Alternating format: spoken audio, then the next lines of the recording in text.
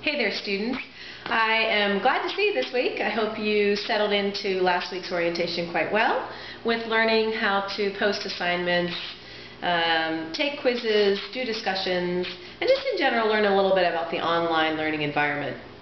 I've seen some good feedback from you, so I'm looking forward to that keeping up.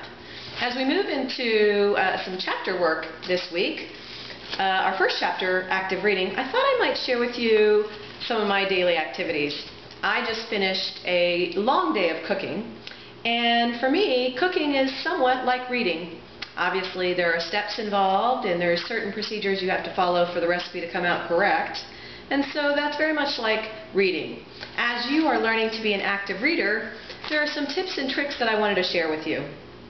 First, in informational reading, I never read from start to finish. Kind of like a recipe, I scan over and look for the ingredients that I might need or might need to go buy, and then I make a list of those. Kind of similar to when you're reading, you'll need to go through each and every page and just scan it over. Get a good feel if you understand those concepts, or if those are things that might be tricky and new and you're going to pay attention to quite carefully. The next thing I do, when I'm cooking especially, is I make sure I have all of my measuring cups. In the past, I've learned that eyeballing things aren't a good idea. I might think that I know what a half a cup of milk is, but I want to measure and make sure.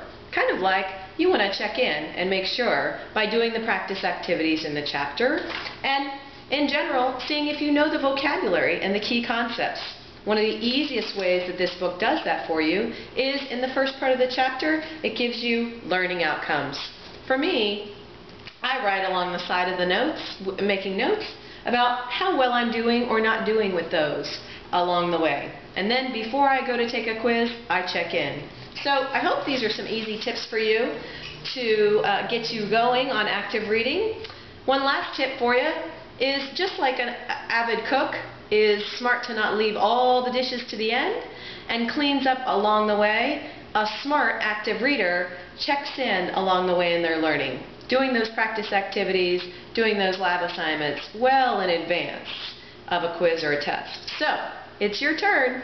Start reading your chapter, doing your activities, and we'll see you soon.